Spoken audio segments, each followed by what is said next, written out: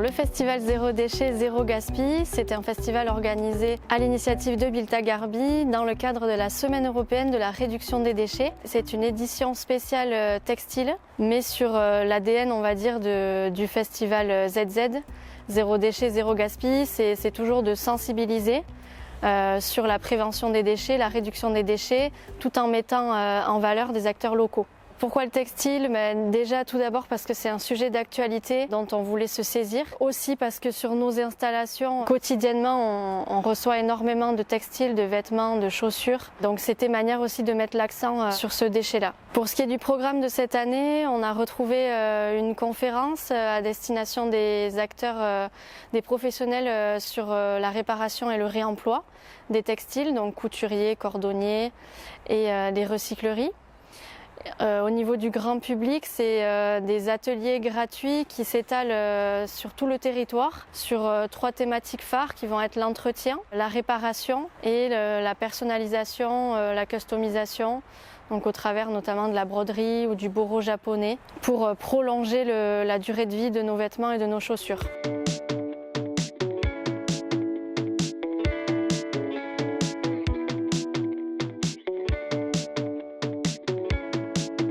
Pour un usager qui aurait du coup un vêtement abîmé, la première idée que je conseillerais, ça serait justement d'aller sur notre site internet et de renseigner cette carte que l'on retrouve sur l'onglet réduire ses déchets, où là l'usager va pouvoir retrouver toutes les structures qui sont proches de chez lui, où il va pouvoir du coup réparer, entretenir, donner, acheter de seconde main, louer, emprunter. Il y a vraiment toutes sortes d'acteurs qui sont référencés et qu'on peut retrouver là-dessus. Mais de manière générale, il y a 3 idées importantes à retenir si on veut éviter de gaspiller et réduire ses déchets.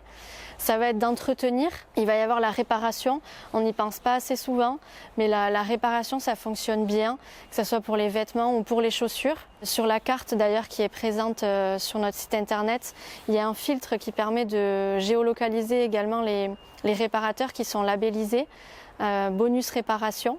Donc ça peut concerner les vêtements comme l'électroménager, la téléphonie, toutes sortes de déchets, avec des acteurs qui peuvent faire une réduction en fait sur la facture de réparation. Et ensuite, il y a évidemment la seconde main, on peut donner à toutes sortes d'associations.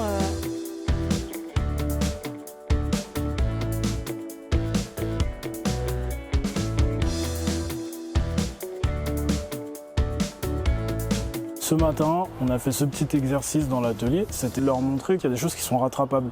Et en fait, la plupart du temps, les gens jettent parce qu'ils pensent que ça ne se répare pas ou ça ne se rattrape pas. Donc là, c'était le but de l'atelier, c'était de leur montrer que même une chaussure qui est détruite, une fois qu'elle est passée aux mains du pressing de la chaussure, entre guillemets, ça lui permet de repartir même ne serait-ce que pour faire le jardin. Et c'est encore utilisable. Nous, Bobby Kicks, on propose le nettoyage. On fait aussi tout ce qui est rénovation, donc on va s'occuper de toutes les parties, tu sais, qui sont un petit peu hachuries sur les paires, les parties qui ont besoin de recollage.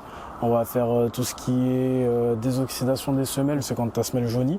Donc on va venir rattraper tout ça. Et après on fait aussi tout ce qui est grosse rénovation un peu compliquée. Ça fait plus de 10 ans que le métier existe en France. Ça fait à peu près 12-13 ans. Et c'est vraiment un métier qui est tout jeune, donc que les gens ne connaissent pas forcément, sur lequel il n'y a pas vraiment de formation. Et ça se base sur la cordonnerie quand même.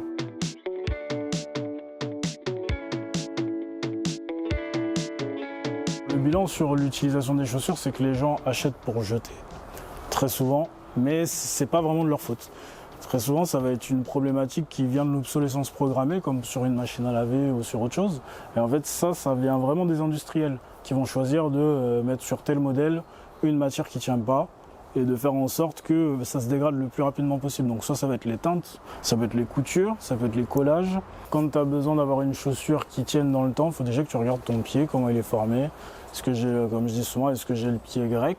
Est-ce que j'ai le pied égyptien? Est-ce que j'ai le pied carré avec tous les orteils qui sont de la même taille? C'est hyper important parce que déjà c'est ce qui va définir le bout de la chaussure. Ensuite, regardez la position de mon pied dans la chaussure. Est-ce que j'ai le pied creux, pied de danseuse quoi? Est-ce que j'ai le pied plat? Et ça on va le voir tout de suite à l'usure en dessous de la semelle. Soit tu auras 2 bandes sous la semelle, soit tu vas avoir carrément que l'arrière qui est, pour ceux qui ont les pieds plats, l'arrière qui est usé. Et en fait, ça déjà, c'est les deux premières choses à prendre. Et après, tu as les gens qui ont le problème d'usure de talon.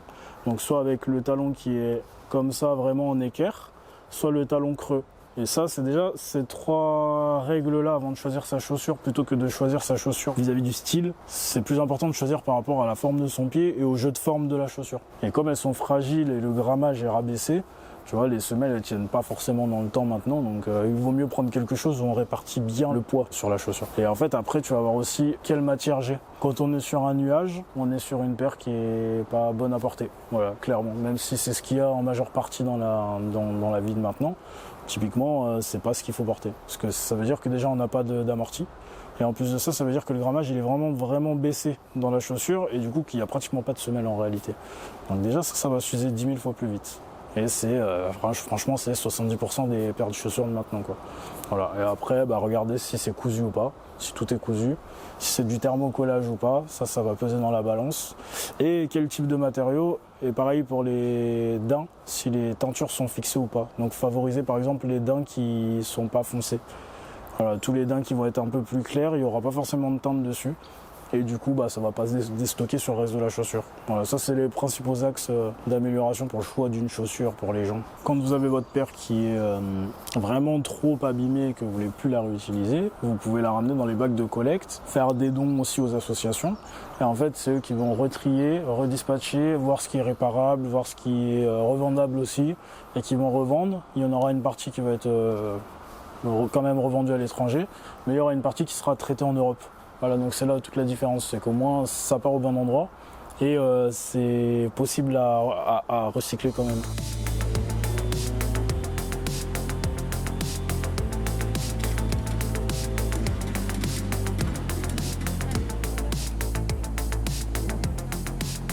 Sur le zéro déchet de manière générale, ce à quoi ça fait référence, ça va être toutes sortes d'astuces à mettre en place pour réduire ses déchets au quotidien. Donc là, je pense par exemple à la période de Noël qui approche. Il va y avoir tout un tas d'astuces à mettre en place pour réduire ses déchets au moment des courses par exemple.